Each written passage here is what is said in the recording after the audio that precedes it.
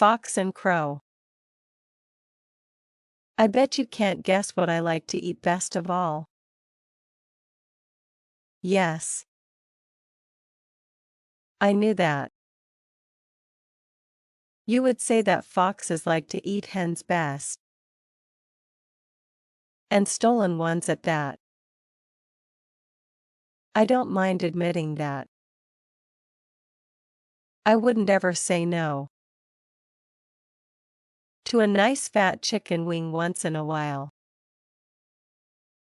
But not many people know that what foxes appreciate even more than chicken is a nice piece of cheese once in a while. Well, today I ate a wonderfully rich and creamy slice of cheddar for my breakfast. It was kindly given to me by a beautiful black feathered bird whose voice is even more wonderful than her looks.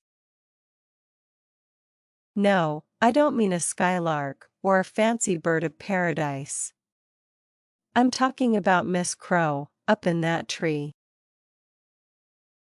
It was a fine bright morning, and I was following my sharp nose through the woods in search of a bite to eat, when I caught a cheesy smell on the breeze.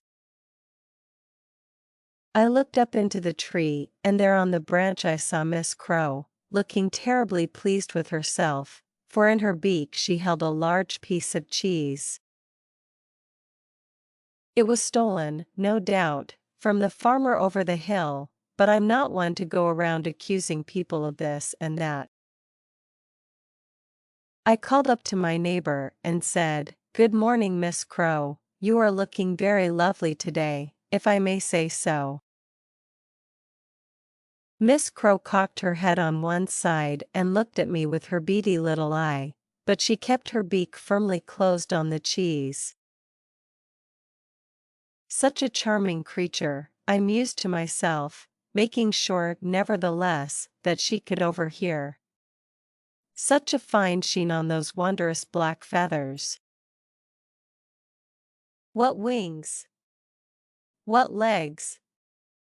And that beak, exquisite!